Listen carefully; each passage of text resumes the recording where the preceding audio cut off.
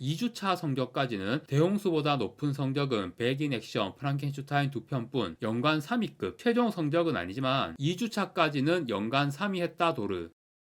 안녕하세요. 다양한 대중문화 콘텐츠를 리뷰하는 남자 머빈입니다. 이번 영상은 리뷰 콘텐츠가 아니고 대홍수 흥행에 대해서 한번 얘기를 해보려고 합니다. 이 영화가 넷플릭스 오리지널 한국 영화이고 2025년 12월 19일에 공개가 되었습니다. 공개되자마자 압도적인 점수로 월드페트롤 순위 1위에 올랐고요. 12월 내내 1위를 하다가 1월 1일에 잠깐 2위로 내려왔습니다. 아마 이 작품이 1위로 올라갔다가 대홍수가 다시 1위로 올라왔습니다. 2025년 1월 5일 오전 기준 순위고요. 1위이긴 하지만 점수는 많이 빠진 상태라서 이번 주에 또 넷플릭스 신작들 나오면 1위에서 내려올 가능성이 높죠. 그 후는 다시 1위로 복귀할 수는 없을 거라 예상하는데 만약 또 1위로 올라온다면 정말 대단한 일일 테고요. 사실 순위는 상대적인 거니까 매주 찍히는 뷰수를 봐야 하는데 첫 주에 2790만 뷰를 찍었어요. 기존 넷플릭스 오리지널 한국 영화 최고 기록이 황야의 1430만 뷰거든요. 기존 최고 기록을 그야말로 압도적으로 경신을 해버린 겁니다. 한국 영화는 비교 대상 자체가 아니고 해외 작품들 기준으로 봐도 2025년에 나왔던 헐리우드 넷플릭스 대작들 대홍수가 일렉트릭 스테이트, 나이브스 아웃 3보다도 더 성적이 잘 나왔어요. 물론 최종 성적은 앞으로 지켜봐야겠지만 일단 2주차까지의 성적은 대홍수가 이 두 영화를 이겼습니다. 넷플릭스에서 한국 콘텐츠가 강하다고 해도 주로 드라마 쪽에서 그랬던 거지 영화로 헐리우드 대작보다 더 높은 성적을 내는 거는 진짜 보통 일이 아니죠. 그리고 넷플릭스 역대 1위 영화 캐대언도 2주차까지는 대홍수가 이겼죠. 캐대언이야 입소문으로 역주행을 한 케이스라서 초반 성적은 좋지 않으니까요. 넷플릭스 흥행 집계는 영화관 흥행 집계하는 박스오피스 모조 같은 사이트가 제가 알기로 아직 없어가지고 개별 작품들 성적을 일일이 확인하는 방법밖에는 없는데 역대로 보면 대홍수의 성적은 레드 노티스나 돈 룩업 이런 작품들에 비하면 차이가 꽤 나지만 2025년 작품들 중에서는 진짜 최상위 성적, 제가 빠짐없이 모든 작품의 성적을 다 확인한 건 아닌데 2주차 성적까지는 대홍수보다 높은 게 백인 액션하고 프랑켄슈타인 2편뿐인 것 같아요. 대홍수보다 더 높은 성적의 다른 작품들이 더 있을 수도 있지만 제가 확인한 바로는 이 2편뿐이었다. 1주차 성적으로는 올드가드2가 되게 잘 나왔던데 이 영화는 2주차에 꼬라 박았고요. 그 외에 뭐 하우스 오브 다이너마이트라던가 헐리우드 유명 작품들 성적을 확인해봤는데 대홍수보다 높은 성적은 백인 액션, 프랑켄슈타인 2편뿐. 앞으로 더 지켜봐야겠지만 2주차까지의 성적은 진짜 초대박이라고 말할 수밖에 없겠네요. 연간 3위급, 최종 성적은 아니지만 2주차까지는 연간 3위 했다 도르. 아니 만약에 영화관 박스오피스 성적으로 한국 영화가 월드와이드 연간 3위를 했다면 아마 그 영화는 한국 영화 역사상 가장 위대한 영화로 꼽히지 않겠어요? 물론 애초에 비교할 게 아니긴 하지만 넷플릭스에서 매년 나오는 오리지널 영화가 많아 봐야 몇 편이겠어요. 전 세계 극장에 걸리는 영화 편수하고는 비교도 안 되죠. 그렇다 하더라도 대홍수의 성적 자체는 정말 대단한 게 맞습니다. 그런데 넷플릭스의 성적은 극장 흥행 수위처럼 금액으로 찍히는 게 아니기 때문에 넷플릭스에서 대박이 나더라도 감독이나 제작사가 어느 정도 보너스를 받게 되는지 그런 걸 전혀 알 수도 없고 짐작도 못 하잖아요. 캐대언으로 소니가 받은 보너스가 1,500만 불이라고 하던데 그게 기준이 될 수는 없죠. 애초에 보너스가 없는 계약도 많다고 하니까. 그러니까 보통 극장에서 영화가 히트하면 감독이나 제작사가 돈 많이 벌겠구나 생각할 수 있지만 넷플릭스에서 히트한 경우는 잘 모르겠다는 거. 김병호 감독이 2025년에 전독시 망한 것 때문에 타격이 굉장히 클 텐데 대홍수 흥행으로 넷플릭스에서 보너스를 받아서 좀 만회를 하게 될지는 모르겠네요. 자, 그런데 대홍수의 흥행과 관련해서 나오고 있는 반응이 참 재밌죠. 대홍수가 나오자마자 저를 비롯해서 많은 분들이 이 영화를 혹평했습니다. 그런데 저는 리뷰에서 물론 영화가 재미없다고 말하긴 했지만 욕을 많이 먹는 이유는 제목이나 홍보 때문이다 라고 말을 했어요. 소스코드나 노잉 같은 영화들과 비교하면서 소스코드가 열차 대폭파, 노잉이 지구 대멸망 이런 제목으로 개봉한 상황이잖아요. 제목만 봐도 바로 영화가 어떨지 예상이 되는데 막상 보러 가면 예상한 그런 영화가 아니니까 관객이 욕을 하지. 그래서 소스코드나 노잉처럼 내용을 쉽게 예상할 수 없는 제목, 대홍수의 경우는 이모션 다이브 뭐 이런 제목으로 나왔으면 욕을 훨씬 덜 먹었을 거다라는 게 제가 리뷰에서 했던 주장의 요지거든요. 그런데 소스코드와 노잉은 좋은 작품이고 둘 다 손익분기를 넘기는 흥행을 했지만 또 그렇게까지 대박 흥행한 작품들은 아니에요. 만약에 대홍수처럼 이 두 영화도 열차 대폭파, 지구 대멸망 이런 어그로 제목으로 개봉했다면 더 흥행을 했으려나? 그런데 저는 그거는 진짜 아니라고 생각합니다. 물론 이 두 영화는 완성도가 높아서 혹시 또 모르지만 대홍수 정도로 그닥 좋지 않은 완성도였다면 제목으로 어그로를 끌어도 관객 수는 금방 추락합니다. 극장 개봉 영화의 경우는 확실히 그럴 거예요. 그런데 대홍수는 극장 개봉 영화가 아니라 넷플릭스 영화였다. 아무리 반응이 안 좋아도 제목과 포스터의 어그로가 그 안 좋은 반응을 능가한다. 이게 진짜 극장에 영화를 보러 가는 거랑 넷플릭스로 영화를 보는 거의 극명한 차이인 것 같습니다. 역대급으로 욕을 먹으면 오히려 호기심이 생기잖아요. 그 호기심이 영화관으로 영화를 보러 오게 만들 수는 없어요. 하지만 넷플릭스 영화는 보게 만든다. 자, 좋든 싫든 미디어 산업의 헤게모니가 넷플릭스로 넘어가고 있는 시대입니다. 넷플릭스를 위시한 전반적인 OTT 플랫폼의 시대라고 볼 수 있겠죠. 이제는 대중들의 콘텐츠 소비 방식 자체가 완전히 달라지고 있는 거예요. 틀이 바뀌면 나오는 결과물도 달라지죠. 저는 극장 개봉 영화뿐 아니고 OTT 영화들도 많이 리뷰를 하니까 그런 OTT 영화들 리뷰하면서 제가 자주 한 말이 있는데 OTT 영화스러운